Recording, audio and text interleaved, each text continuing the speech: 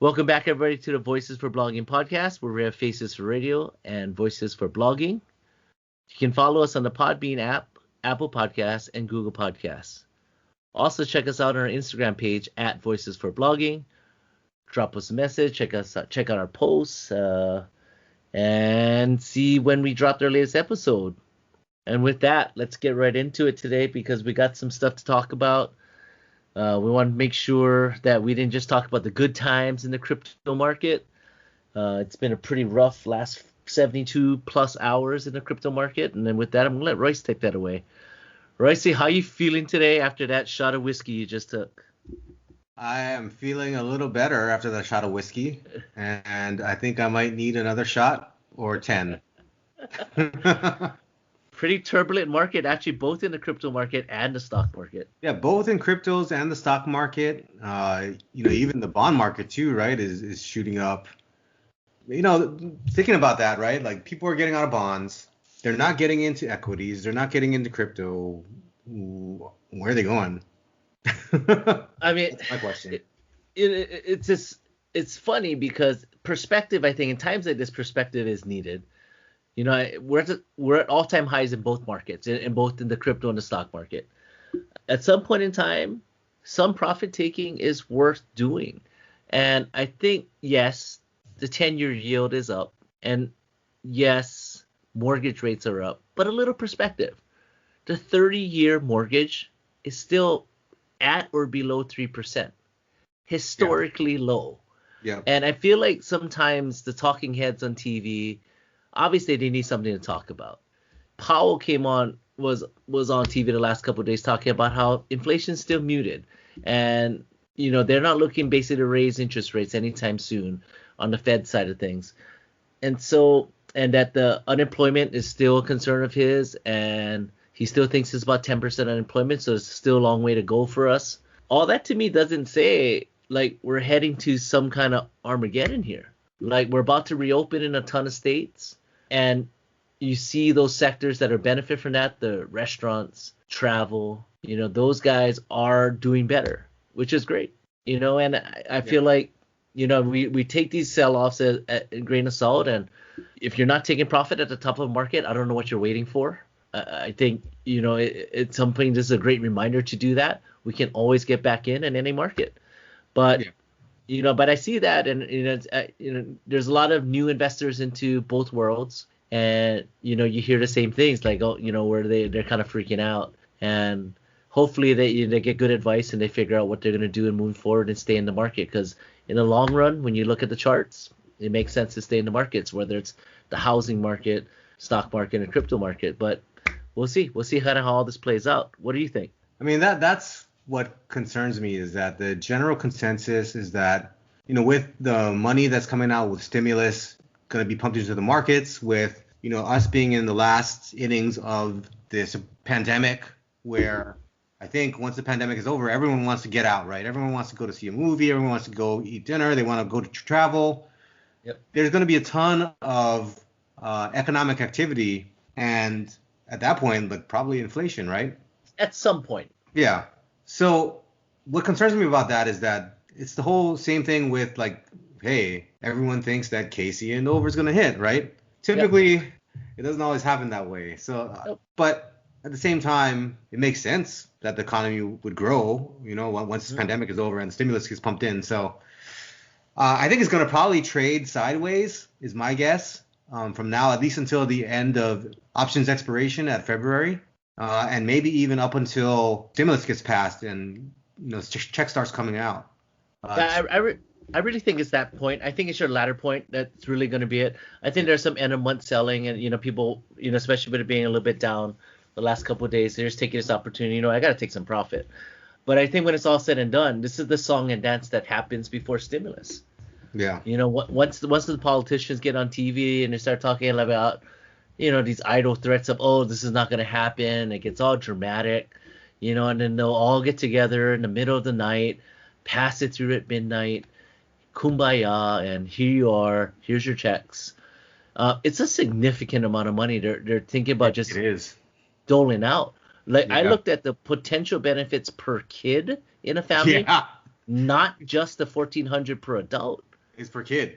Like there's a per kid benefit there that I think I saw the number to be something where it was upwards of up to $3,600 of benefits. I don't know what the benefits are, but they say of benefits for each child. I know it's $1,400 per kid, right? That you're gonna get in a check. See, I haven't seen the part with the kid because they have been giving it to kids the last couple of times, but so far we haven't seen too many details about kids. The only one detail I've ever seen so far with this latest bill is that they have benefits in per kid of up to $3,600, whatever the hell that means. But that's a heck of a lot of money. And it's under like 75K individually, right? 150. 75 and 150, correct. Man, but that, that's a lot of money per kid. But I mean, also to me, it's like, well, I get under 75K people. Right. What about the other people, like 100K that are living in California but I think or New York? Or I think the provision right now is that the ones that are over are going to get a fraction of. I think that is part of that's yeah. I didn't see that because I think there's what you said. I think there's a lot of clamoring for that because look at Hawaii, $100,000 in Hawaii. It's a nice number, but it doesn't allow you to really buy a house in Hawaii. You can buy a nice little you can buy a nice little walk-up condo, 3-story condo in Makiki. And for all of you that own one of those, kudos to you, man. I'm not talking you down. I'm just saying in perspective, you make $100,000 in a place like, we'll say even in Washington, you can afford something a little nicer. Even in Tacoma or Seattle or Redmond. I would say that probably the most difficult place in the United States to own property is Hawaii. Because not only do you have high real estate prices, right, but you also have an economy that totally based on tourism, and the pay in Hawaii is a lot less than you get anywhere else. Yeah. Completely depressed. For my price for services, there's a part of me being born and raised here. Like I just can't get myself to charge what I would be able to charge if I were living by you. Yeah. I would charge probably about 40 to 50% more than I charge now here for all my services if I were living in LA with you. Yeah. It's kind of just one of these things. And I think on one hand, like that, what I just said, that's some of the beauty of Hawaii that, like we just know, like, hey, we got to take care of each other and all that kind of stuff because this is Hawaii, this is what we live in. But it's also, I mean, you can try. I mean, there's guys that are charging much more than me and they do okay. For me personally, I can't go there. Well, I think your market is going to be limited, right? Like, there's just not that many households. Right. It's impossible. Like, you can't get paid like you can in LA or any other major metropolitan city. No, and it's not that there aren't well-off people here, but I would say having worked with a few of them, like the well-off people here, they're pretty good about watching their money. Yeah, no, I'm telling you, if you own property, if you own property in Hawaii, you're doing good. The rich, like seriously, there's a reason why the rich people stay rich. You're doing awesome. Yeah, rich people stay rich. There's a reason why. They're not necessarily all the people sitting in first class. Let's put it that way. No. They know where to allocate their money. But yeah, I mean, it's I think what's going on right now is pretty natural function of the market. We've had sell-offs during this time of year before. In the dot-com bubble, if I remember correctly, this was right about the time where the crash started. Of course, we had last year with COVID crash during this time. It's just but that, of course, for completely different reasons. Or if you're a conspiracy theorist, then this is all planned. So, I'm not a subscriber. I can't go there. I just can't go. Just to give a little bit of perspective too, like in the crypto markets, the drop that we just had, like we've had multiple times where the correction has been a lot greater than what it is right now. In fact, like for ETH being down, say like 25%, and I think Bitcoin being down maybe 20%, right? Pretty close. That's not that big of a correction actually right now, which I shouldn't jinx it. But I'm staring at the exchange right now. Bitcoin is trading at 46,239 and Ethereum is at 1,465. Yeah. So, I mean, we look at those numbers, that 46,000 is still post the Tesla announcement that they got into Bitcoin. Ethereum, I mean, what have we got to complain about, Royce? I mean, we're in, fortunately, we're in at such more lower levels. It's just one of those things where a pullback is healthy. It's just that when I look at the charts now, the rise might not be as fast as it was in the last month or two. There might be a little wood to chop before, exactly what you said, where we're going to go sideways and let the chart kind of get healthy, and then we run up again. Yeah. So, one thing that's actually really different about the run this time as opposed to, previous times in like 2018 and even before that, we actually have a good glimpse of that with the Coinbase filing today.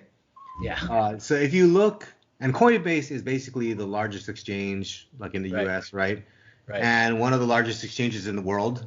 The biggest exchange in the world basically is Binance, and there's questions about, whether their volume is accurate or not.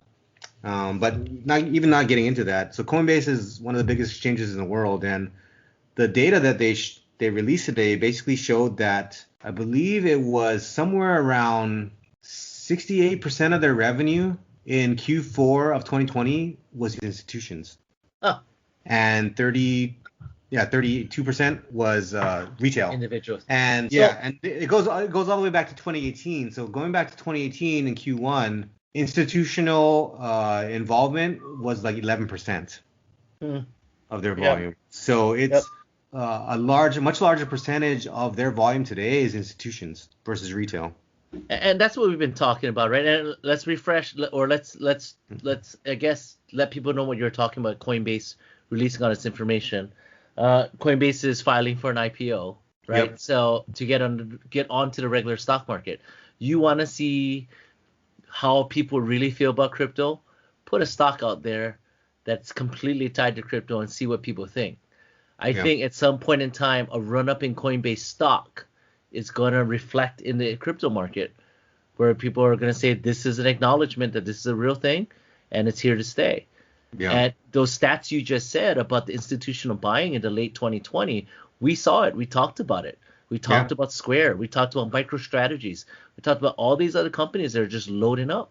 And they are in many ways a side way to play Bitcoin. MicroStrategies was over $1,000 last week. And this week it had a low of 680, I believe. Wow. And today at one point in time, it was back up to about 860. So there is a lot of play in these other derivative plays in Bitcoin that you can play in the stock market. That's interesting. It's moving like a crypto. Like it's crazy. I would argue that Tesla is moving like a crypto too. It is. Yeah. And today they had some issues with some production, I believe, of one of their cars. There's other EV companies coming online, so some money's getting pulled out of all the EV companies that have been trading, so they can put money into the new one, Lucid. But I mean, a lot of moving parts are happening. In the end, I feel like the run's not over in any of this stuff. You just got to be able to weather this fall. And if you have, in my case, I probably put more capital to work as this continues to go down. Yeah. I mean, right now I'm like a little bit in cash, but yeah, basically just looking for a good entry point. Right. Because I don't think the run is over, but I do think it's going to be sideways for a little while. I can't think of any catalysts right now, until at least after options. I think this. Yeah, and I think the stimulus money is gonna be a lot of that, because we talked about $1,400. There's gonna be a lot of people that quote unquote don't need that $1,400. That's money. That money probably enters one of the markets. People are just gonna make that money work for them, and I think you're gonna see an inflow of capital in the next 3 to 6 months in all markets because of that, because there's so much free money floating through the system. And like you said, there's the money that exited all the markets in the last 3 days. Where did that money go? Yeah. It's not. I mean, some of it's buying GameStop because that thing's blowing up again. But it's as a whole, like it just feels like this is just a retrenching. We both went into more cash today in the crypto market. I pulled all my side trades that I had outside of my Ethereum, and I'm just waiting. So we want to make sure we talk about that. That we're not pumping dumpers. We're just talking about what we're doing. That's it. I'm just talking about what I'm doing. Like, yeah. Yeah. It just is what it is. That's why it's important for us to get a recording in today because it's been so turbulent the last 3 days. A lot of volatility. Yep. Speaking of turbulence, though, like you see those airline stocks. You talk to people recently about travel and their willingness to travel. Some people, yes. The people that I talk to, I mean, I think everyone is planning. Everyone is antsy to get out and get out of the bubble that everyone's been in, and Right. it's just a matter of time, basically. I mean, like we said last time, we're in the last innings, basically. Yeah, it seems like it. Seems like it, yeah. And with the news of all the vaccine companies coming up with a booster, a potential third shot, essentially to try to cover variants that are coming, it really just seems like that's going to be the new normal for a little while until enough people get vaccinated, which unfortunately won't be. I have a hard time, seeing that we get to our herd immunity because I just think there's too many people out there that just won't take the vaccine. Yeah. Well, I don't. The people that don't take the vaccine, I'm not sure how much it's going to matter, but I've been telling people for a while that I think after this pandemic is over, the same thing that happened in the 20s is going to happen, I guess, in the 20s. Is that, it's going to be the Roaring 20s again. You know what I mean? Like, but exactly what happened then, there was this big market crash right before the Roaring 20s happened. Yeah. And the crash wasn't like the crash last year. Preceding the real ramp up into the Roaring 20s, there was one more crash after the flu pandemic was over. And that might be what we're looking at right now. Oh, interesting. So I didn't know that. What why do you think that is? Well, probably the same reasons as now. I think some people invested and back then was a much more limited market, but fear. Fear. The markets are such a psychological indicator of a lot of things that are going on in society. I mean, you look at the behavior in the market. I mean, it's very emotional. People want to make like it's so objective. When it hits this number, I'm going to sell. I mean, Royce, what were you thinking as you watched Ethereum just decrease, click by click, red, red, red, red, red? When it hit 2K after that, and when I was seeing a lot of action on crypto Twitter and with celebrities and all the things that were happening, like all the hype and excitement, and to me it just felt like one of those things where, okay, that's a sign. Sign of a top. Yeah, sign of a top. Sign of a momentary top. Yeah. And sometimes you ask people that trade, especially guys that just trade whatever you're trading. Yeah. Sometimes you get frozen. Like you watch something go down in value on your app, and you just freeze. You just sit there and you're just like, you can't snap yourself out of it to make the trade. And so I definitely have a lot of guys I know that have said that. It's like when there's a threat around you, right? If there's like a fight or fight or flight, man. Or whatever. It's fight or flight, man. Yeah, the first thing you got to do is get off the X. Just move. Right? Get off your mark, baby. You gotta get off your mark. Yeah, don't get frozen. Yeah, and it's the same thing here in the markets. You gotta move. You gotta move, and you and I almost started selling exactly at the same time. You texted me today. I was cooking for one of my clients today. I was literally cutting a brisket up today. That while you texted me like hard dumping. Yeah. And so I double checked. And I'm like, you know what? I'm out. I'm selling. Yeah. I'm gonna sell all my trades. Like I'll hold on to a little bit of Ethereum, but that's about it. Same here. That's what I did. Yeah, I'm just gonna move to cash. And if you and I miss the first 10% of the next move, who cares? Yeah, who cares? Not about pride. If it's going to keep going from there, awesome. Yeah, no, I mean, the way this is what I was talking about with my business partner too, is that obviously I still believe in Ethereum. There's still a lot of things happening on it, but at the end of the day, like you're trading to make money, and it doesn't really matter whether you believe it in or not. Like if you can lock in your profits at a higher amount than what you would, then you should do it. You can always buy back in. Yeah, if it hits your price point, move on. Can always come back in. If you're wrong, great, you still made money. You know, Jim Cramer always says, it's never a bad idea to take profit. It's better than a sharp stick in an eye. He'll say that all the time, right? Yeah. And so it's just, and it makes sense. Like, you still have your profit. Like, it is what it is. Yeah. Celebrate it. You made the right call. Move on. Come back and figure out what your next move is. Yep. But But yeah, so I don't know. Let's move off some of this serious money and all this kind of talk. So serious. What is this? I mean, let's talk about that liquor run you just went on before we started recording today. Like, your prerequisite for recording tonight was to get liquor first. I have to get drunk when I talk to you. You know what? I feel like getting drunk after I look at you. Yeah, that's hence the title of the show. Yeah. You know, like I try to like make you look better, but the drunker I get, the worse you look. Yeah, you're gonna pass out before that happens, dude. You're gonna pass out before that happens for sure. So yeah, let's talk NBA, man. NBA. You know, talk about the crumbling of the Lakers. Not the crumbling of the Lakers. Like, actually, I wanted to talk about this earlier in the year, but I have to say, watching LaMelo Ball looks pretty good. Just with the eye test, he's better good. Way better than his brother. Oh, for sure. No, it's not even close. Sure. The move he pulled last night, crossing over and going up for a dunk on Ayton, like, yeah. That guy he's gonna that's be. just different. Yeah, that's just different. Just different. Just different. He's different. He's just different. He's the best ball brother by far. Like. And that's what they're saying in the draft process, right? When he started climbing the boards in the draft process, and it became obvious he was a top 5 pick. Yeah. You know, people are, and that's the thing where, like, did they succeed? Did the Ball brothers succeed despite LeVar? Or, you know, it's hard. No. You can't take the credit away from a parent that has 2 top 5 picks in a draft. Like, you this can't. is what it is, you know? I mean, the guy can be weird. That guy can be annoying, whatever, but I think his... You can't take it away from him. No, you can't. I definitely think that he contributed to their development.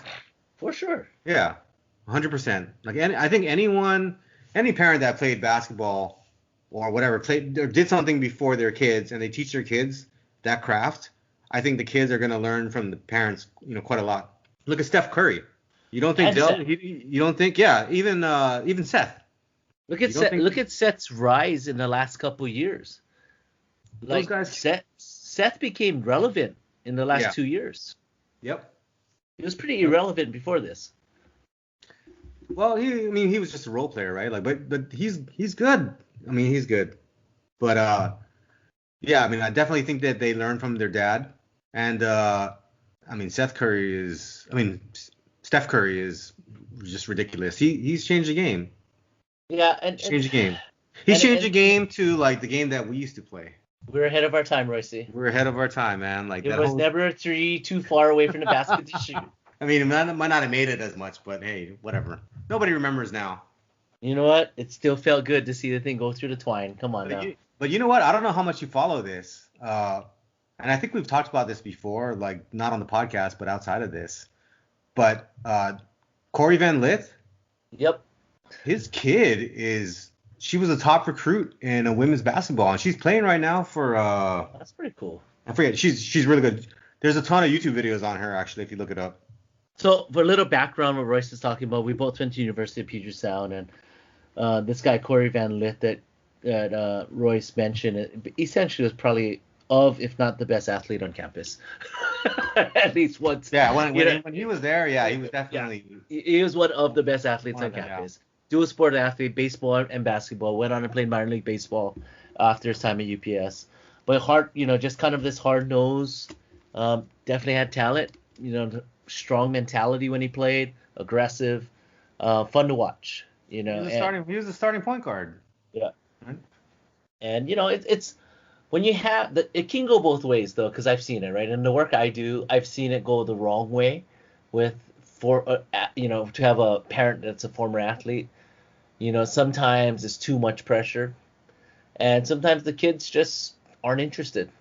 They don't want to go down the same. They don't want to go down the same path. You know, it's one of those things and sometimes it's better to just be lackadaisical about things so you can't fail, or you have an excuse when you do fail where you're kind of like, well, I wasn't really trying my hardest anyway, and yada yada yada. I mean, I've seen a pretty big variety of all that kind of behavior over the years. Yeah, I'm sure it's hit or miss, but yeah, you should look it up. Her name is Haley Van Lith. Mm-hmm. And if you look it up on YouTube, she's all over YouTube. Did you say the YouTube? Are you like 60? Like, look at the YouTube. No, I didn't say the YouTube. I said look it up Oh, on YouTube. I didn't whatever. say the YouTube. You Yeah, went the we'll go YouTube. back. We'll go back to the tapes. You But went the YouTube. no, I did not. So I'm just looking up Haley Van Lith. You know, she's a guard at Louisville, Louisville, that's right. Yeah. and you know she was Gatorade Player of the Year in Washington. She Uh, played on the U18 World Cup team, the FIBA U Cup World Cup team, and the Yep. 2019 team. All won gold medals. She won 4 gold medals in junior nationals type of competition. Wow. It's impressive. She's taller than her dad. He's 5'7". Was Corey even No, 5'7"? Corey was like 5'10" or 5'11" or something. He was not 5'10". Yeah, he was. I don't know.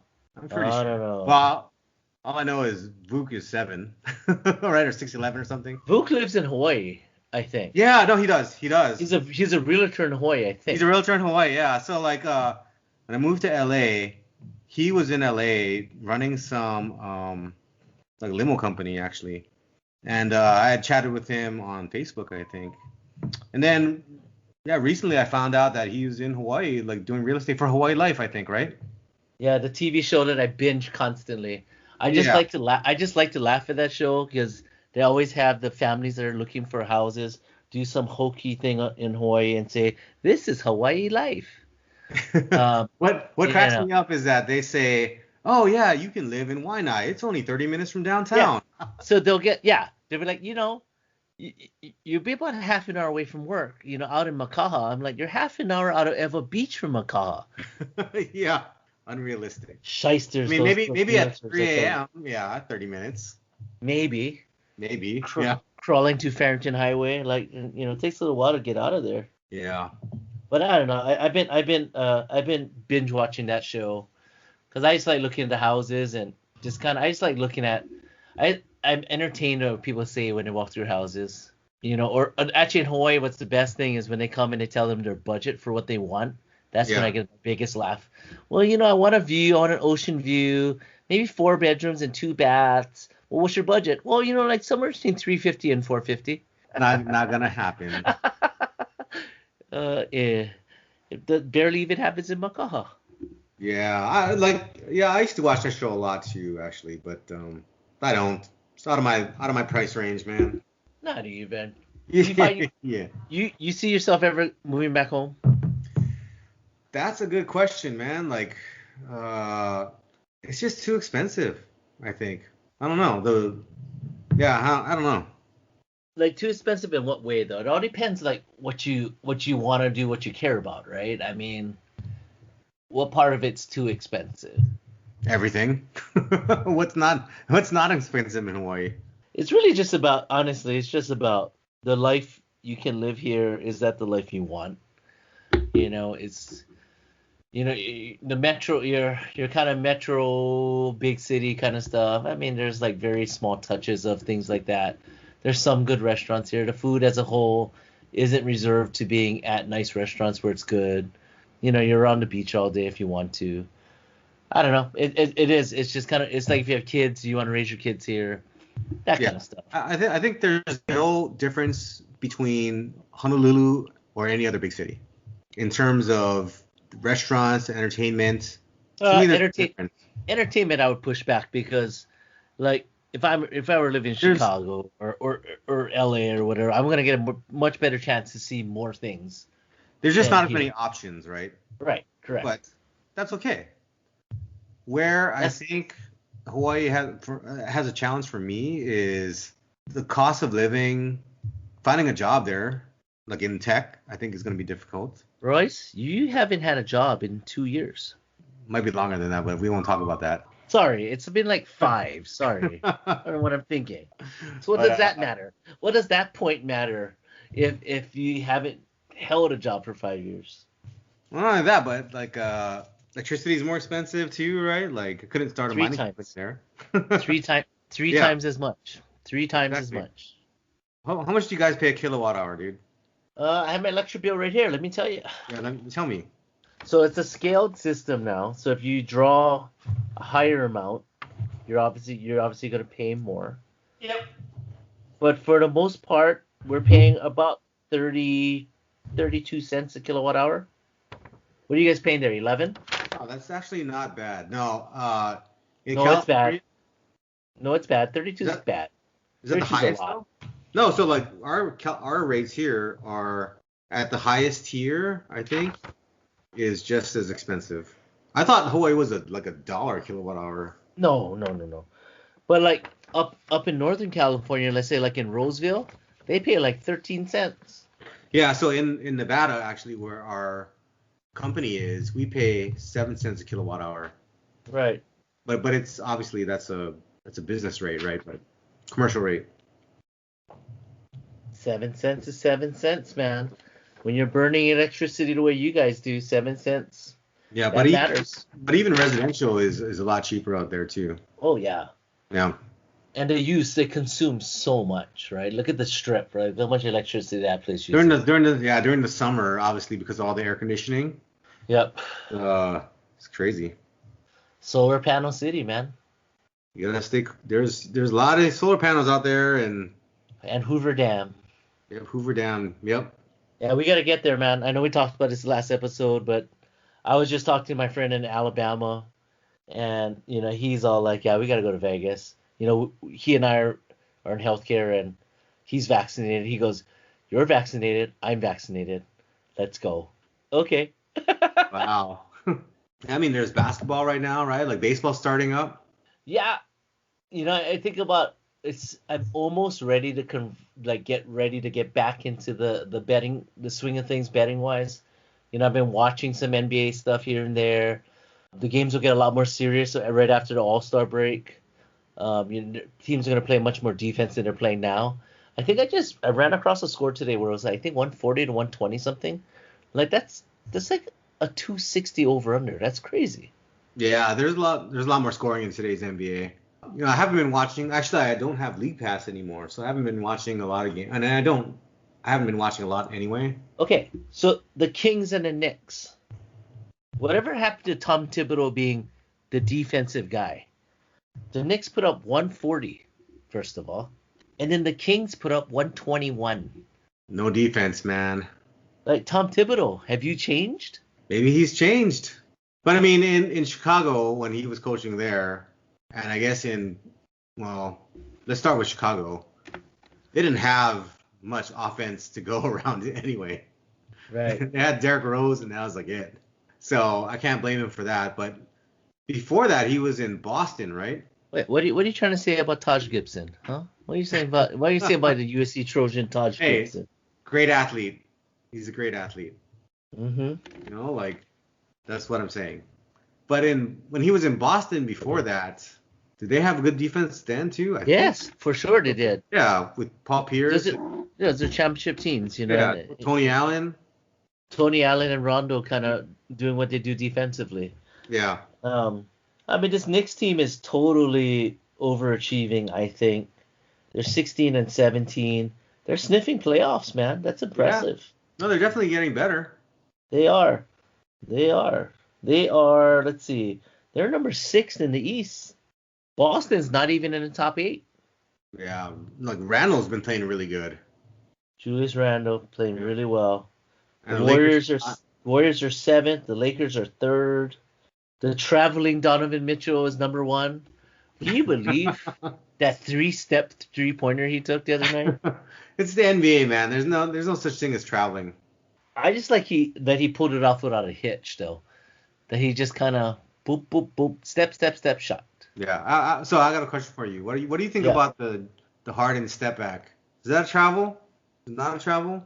There's a lot of shuffling of the feet happening when the ball's off of the ground. Is it the same thing as the Iverson crossover now? Like, well, look, just like the Iverson crossover opened a door for more carrying in basketball, which has carried through till today. Yeah. I think stuff like the Harden. Look, that's why I think the refs completely missed the travel by Donovan Mitchell, because at some point you're just like, whatever, just shoot it. If it looks smooth and not awkward, just shoot it. Yeah. Man, that's rules. A crazy step back, though. Rules. Man. Who cares about rules? Whatever. That's a crazy step back. Yeah, the Brooklyn Nets, man. I'm curious to see what that's going to look like come the end of the year, come playoff time. The only person I don't trust on that team You know is who it is. Kyrie. 100%. Yeah. Like, he's a great talent. He can score the ball whenever he wants, Yep. but he just seems like a head case. He's just Kyrie. Kyrie about Kyrie. Kyrie not about anything else. I mean, I say that when I say that in terms of the basketball court. It sounds like he's doing fantastic things in the community and all that kind of stuff. That's awesome. Yeah, no, I'm just talking about basketball. But keeping it to basketball, like, I don't know, he's just that guy that you really don't want to play on a team with him. Well, I mean, we don't know. We're not in the locker room, but Yeah. he's an amazing finisher. Yeah. Like, he's an amazing scorer, but it just seems like he doesn't fit with the teams that he's on for whatever reason. Because maybe there's not a fit for a guy like him. Maybe the fit was when he was in Cleveland before LeBron got there, where it was just his team. Him? Yeah. Yep. And nobody else. A young Joe Harris and him. That was it. Could be. Oh, and Tristan Thompson. Let's never forget about Tristan Thompson. He's amazing. He's amazing. Yeah. At some point, the Mavericks are going to make a run. They're 15-16 right now at the 10 spot. I think they're going to make a run. I'm curious to see if Phoenix can kind of keep it up. Yeah, Phoenix, they have a good team, but I guess we'll see. I'm actually really, I don't know what the word is, like, disappointed that Booker got shut out of the All-Star team again. No, but he's in. Oh, he's in now? Yeah, because AD's not going to play. Oh, man, because I think that guy really deserves it. He does, and in some ways, I want to see how that relationship with he and Chris Paul goes. Yeah, because Chris Paul's another guy too, right? At some point in time, there's always something wrong when he's on a team. He was talking about how great it was to be OKC, and then before you know it, he was forcing his way out of there too. Yeah. So can't believe everything he says when it comes to basketball, Yeah, but he is a good point guard. If Houston, if he had stayed healthy instead of pulling his hamstring, maybe it might be a different situation. But maybe I don't know. I just feel like even if the Nets win, are they really proving that D'Antoni style wins, or is it just proving if you put Harden, Durant, and Irving together that I think it's just, beat? Yeah, it's just talent, right? Like, basketball, right? If you have talented guys in your team, it makes the game that much easier. Yeah, but then that hasn't worked out for Russell Westbrook very well. He's very talented. So I think Russell Westbrook is a different case. So he's 100% athleticism. Because look at him, right? He's on a team right now, he and Bradley Beal. Bradley Beal, for as great as everyone wants to say Bradley Beal is, why does his teams always suck? This is my problem with Russell Westbrook, and I love Russell Westbrook actually. I'm really entertained watching him. I love watching him. I love the way he plays. But there's one part of his play that I don't like, and it's the fact that when it comes down into tight situations, he's a loose cannon. He's unpredictable. Well, he dribbles into triple teams. That might work for 90% of the game, but in that 10% of the game where you not you the end of the game. Yeah, that 10% where you need to run a play and execute, he's not that guy, and that he's never been that guy. That's the problem that Oklahoma City had. Yep. Is that at the end of the game, when it got close, he's not the guy you want with the ball in his hands. Unfortunately, I think. And he always had the ball in his hands. He always had the ball in his hands. Yeah. Like Kevin Durant. Kevin Durant makes the right basketball play. James Harden makes the right basketball play. So does LeBron. And LeBron, yeah. LeBron gets crushed for it because he doesn't take the last shot a lot. LeBron gets crushed for it, but I think that's wrong. It is. He makes the right play, right? Yep. Russell Westbrook is not that guy. No, unfortunately. Yeah. But great, like, trust me, great player. He's my favorite player in the NBA today, by far. As far as if he's in town, you're gonna watch him play. Yeah. You're buying a ticket. You're going to watch him play. Yeah. I'll watch him on TV. He might play on a crappy team like Washington. When I watch the NBA, I'll go to look for the Wizards first. But I've seen him enough to know the challenges that he has as well. So. Yeah, you know what's gonna have to happen if I do end up coming up in September? Yeah. We need to go to a game of some sorts. All right, I gotta go to. There's so many games that we can go to at that point. I need to go to like Dodger Stadium. I need to go to the Coliseum or a Rams game.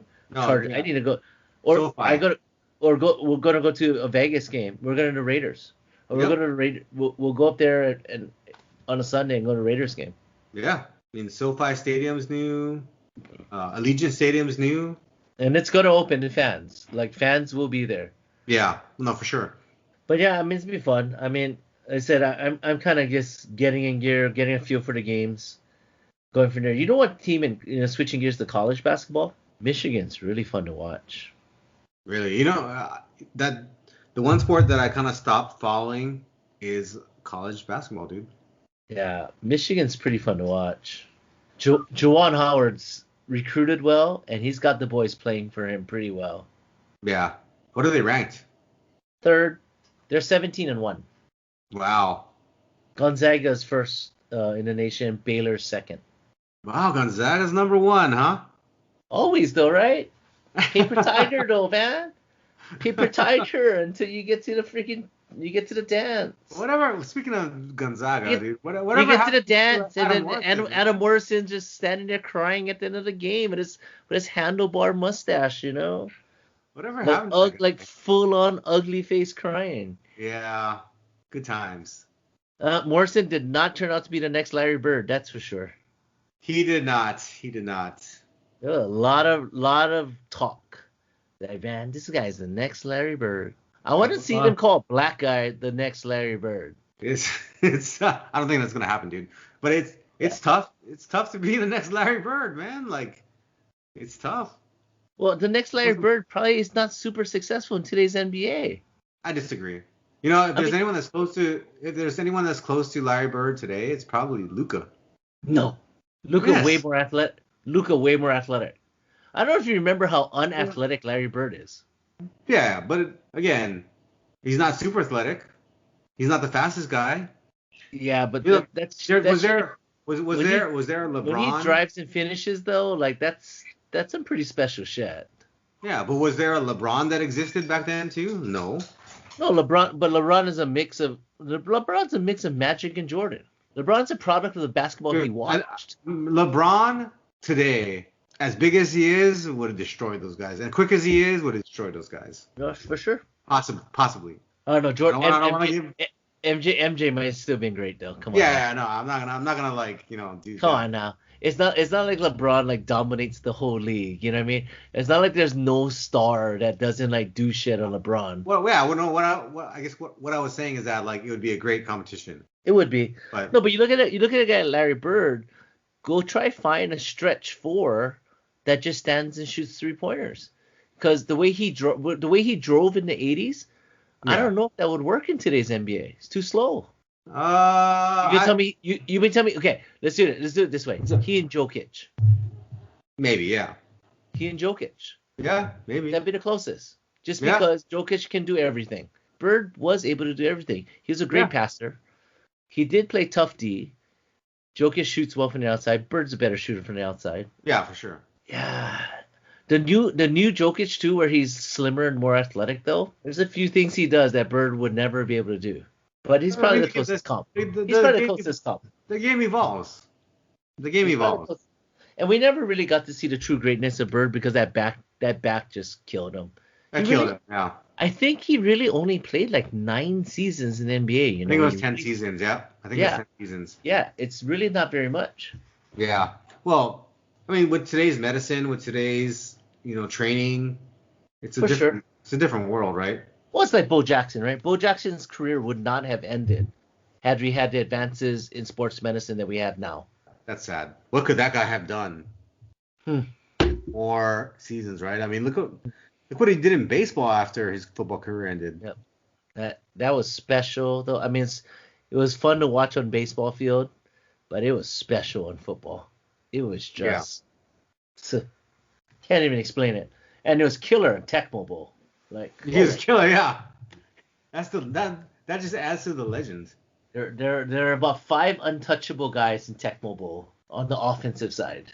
They had Barry Sanders. Yeah. Bo Jackson. Jerry Rice was pretty damn untouchable. Oh yeah, that's right. And on the defensive side, there was no blocking Lawrence Taylor. Lawrence Taylor could drop back on D, get a pick. Lawrence Taylor could sack. Zordega could line up over the center and just dive forward and sack the quarterback. Like, I love Tecmo Bowl. Have you played it recently? No, I haven't. I haven't played much. Only video game I've been playing at all has been like Pac-Man. Yeah, because I bought one of those joystick games where it has like 10 games loaded into it. Oh yeah. So I let my son kind of play with him. So my son plays Mappy, Galaga. Well, we don't let him play Galaga because it's a bunch of shooting. He plays Dig Dug, Mappy, and Pac-Man essentially. Dig Dug, wow. That's a blast from the past, man. Dude, I love those old games, man. They're good. They're fun, dude. I have one of those like mini Nintendos. I have that and like the mini Super NES and PS1. Can you buy the miniature stand-up NBA Jam so when I come to LA we can play that? Oh, I already have NBA Jam on like one of my Xboxes or whatever. No. But I need the stand-up arcade version, man. There's a miniature stand-up arcade version they started selling last year.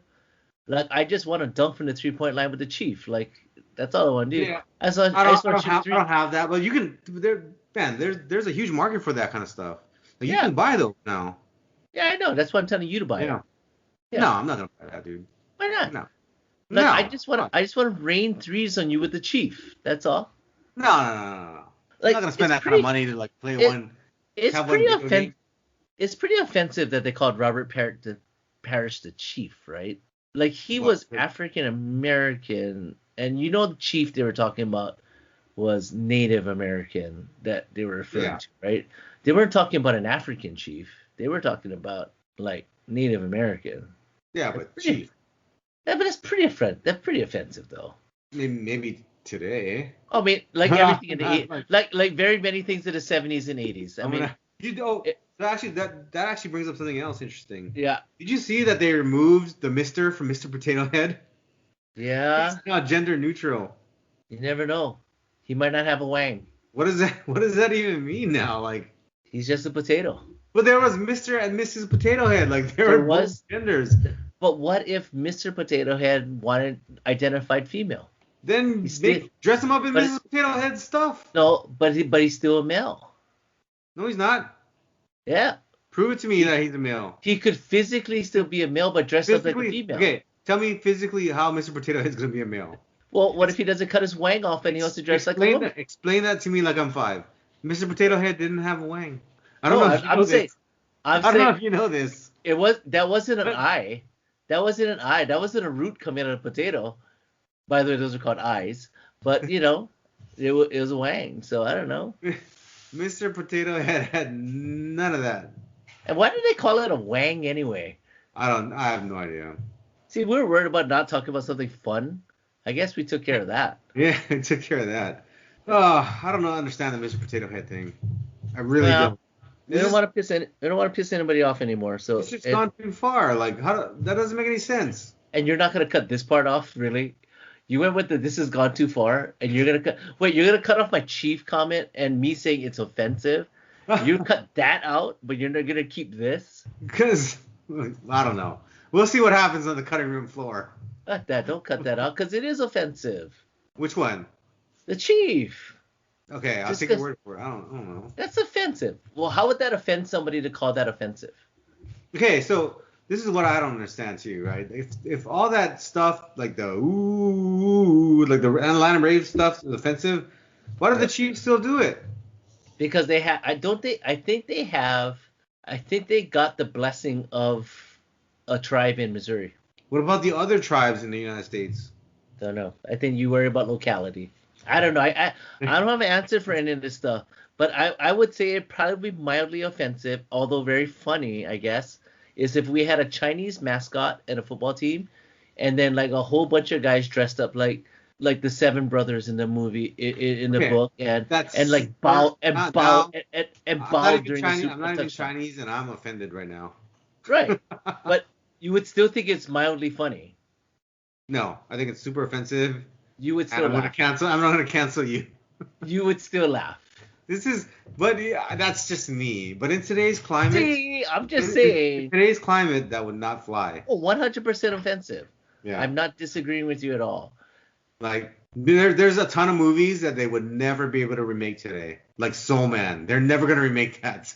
Oh God, no. A movie about blackface? You They're can't do never, that. they're never gonna remake that. Dude, they see Thomas Howell, they put Jerry curls on the kid, and they made blackface. Like, what the They're, hell?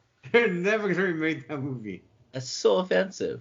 I was thinking about this today because I was looking at my calendar and I see that March, and I didn't know this, and I'm sorry that I didn't know this, but it's National Women's Month in March.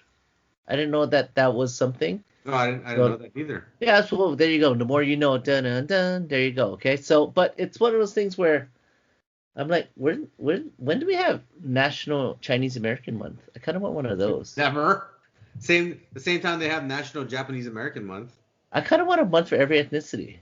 Why don't we do that? Yeah, I don't think that's gonna happen. Probably not, but it's okay, I guess. We'll be model minorities, which is a really horrible thing to do, but I guess No, this is what so this is what have this you is what we've seen? been doing. This is what we've been doing for decades and centuries at this point, so Yeah. whatever. So I don't know if you've seen what's been happening on the in the continental United States. Like I don't know if the same thing is happening in Hawaii, but there's been a ton of attacks on old Asian people. Yeah, it's not happening here because we're mostly Asian here. Yeah, Uh, but I've seen the reports and it's horrible. it's bad. And actually, the other day, And the backlash is because of COVID. Like, what's the backlash? What's the reason? I cannot tell you like exactly, but even the other day too, there was Asian person that was in K-Town that got like jumped by two guys, Do and we know who the assailants are though? they don't they don't know for that case. They don't know. I think the ones in San Francisco too. I don't think they're sure yet either. Right. It's definitely Asian hate crimes. Unless it's what if it's performed by Asians? Then it's still Asian hate crime. It's Asian on Asian violence. Yeah. But it is. It's sad. It's sad to hear all this thing coming. And maybe what if it's one of those things where it's been happening for a long time and only now the media is paying attention? Possible. I do think that the racism has been out there, Oh, for sure. Come on now. yeah, all this time, Come on but it's now. definitely been coming more to the surface, I think, in the last couple of years than ever before. Yeah. Yeah, Royce, we were having fun there and all of a sudden, we got pretty serious again. Super But serious. it's super serious, man. But we can bring this up at a show and we can bring an expert in actually. One of my really good friends, his cousin writes about all this stuff. Like I probably can find out if we can get him on the show one day. Yeah, we should definitely do that, dude. I would love to hear it. Just get some more background. He's from here, of course. I think he lives up in Berkeley, if I remember correctly. And he went to Iolani. He's a Iolani boy. Then we have to have him. I can only have so much social awkwardness in 1 hour. Whatever. That's only if you're in a Hawaii joke there, I love to talk to Ilani people. because they're like 10-word conversations. They're amazing people. Yep, a lot of nonverbal communication happening there, Everyone wishes they went to Ilani. or very awkward or very awkwardly excitable conversations. Um, we're just talking stereotypes here, by the way. Yeah. So we're all joking. I'm joking, kind of. But yeah, man, like we should definitely do that for a show, and because he'll be able to bring some historical context and just kind of see. I think the challenge in this world is that anytime you bring up another ethnicity, it's not you're not trying to one up another. It's just more of like, hey, look at me, we're here too. Not the greatest things have happened to a lot of people in our ethnic background historically either in America. Yeah, no, I think every race has that story in it. One thing I think that Hawaii does have right is that people don't take themselves too seriously. Yeah. I mean, we Yeah. laugh at each other all the time. Like, I think for someone in the mainland to get transplanted into, let's say, a night drinking in someone's garage, which happens like literally every day, Yeah. like that person from the mainland probably would get very offended by about 90% of the conversation Yeah. because we make fun of each other so much, like so Yeah. No, much. I remember a story where my uncle in Seattle, you remember him? The one in West Seattle. Yes, the one in West Seattle. Uh huh. Apparently he had a party and he played some Frank DeLima, Oh no. and some people got Oh upset. no. So Oh no. What, the Filipino Christmas Carol? I don't even know what it was, but Guarantee. I mean, you think about it, the first like 5 words in that song, like, you know, there's like I think Magandang show you, Billy Goat. Like seriously, I like think come there's a on, like lot. how do you recover from that? I think there's a lot that people might find offensive with his comedy, but But it's Hawaii you know, comedy. I mean, it's Hawaii yeah. comedy. It. I don't know. I mean, So what I'm but it saying plays. that what I'm But it saying that plays. Frank It DeLima plays said, on the mainland. Look at all these specials like Ronnie Chang and all these guys. You know, they'll do ethnic kind of. They'll do ethnic comedy. You know, they'll make fun. He'll make fun of Chinese people along with everybody else. But you know, it's funny. It is. Like that thing about Chinese New Year's where it's really all you're wishing to people is I wish you get rich, and you know you should wish for me to get rich. I mean, it's just about money. That's all we're saying to each other. Like I hope you get rich, man. Hope you have a prosperous year. That's all we're saying to you. When I tell you Kung Fa Choi, it's like hope you have a prosperous, I guess, healthy year. you know, Yeah, yeah. It is what it is. it is what it is, man. We're focused on the Quan, man. It's all about the Quan. Show me the money, Jerry. Oh, I love that. That guy reminds Ralph, me of Alpha, though. the character, yeah. Yeah, the The character. character, yeah. Yeah. Yeah. I mean, are we taking too much of a chance to have Alpha Ones on the show one day? Dude, we should, man. I'll tell him. This is for fun. Why not? Yeah, but we do have to get Ken. We talked about this last one. Let's get Ken. Yeah, definitely. He's ready to go. So anytime you want to do Okay. it. Maybe next week. Let's look at it next week. Let's see how this crypto market recovers or doesn't recover, and let's get his insight on things. And especially I like having him on the show because I can just kick back and just listen to the both of you, and I can just be like an interviewer really at that point. Yeah. So that part's kind of fun. All right. All right. So with that, Royce, let's wrap this show up. We definitely hit our time limit here, and hopefully we didn't get too serious for you guys. But at the same time, we've been talking about this crypto stuff, and it's important that we kind of point out when the market's not doing as well as it was, and kind of just share our thoughts and what we are doing with our own portfolios. Anything else you want to add, Royce? No, I mean the market isn't going to always go up, and I don't think this correction is any different than other corrections in the past. In fact, it's been a lot worse in the past too as well. But like you have to be able to react and move, and I think that's what that's what you should do. That's what we want people to do.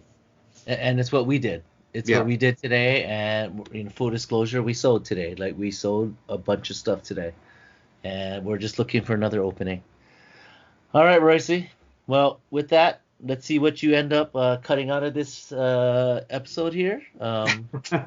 I for one think you just let it all go, and and we'll just see where the chips fall. Yeah, we'll see.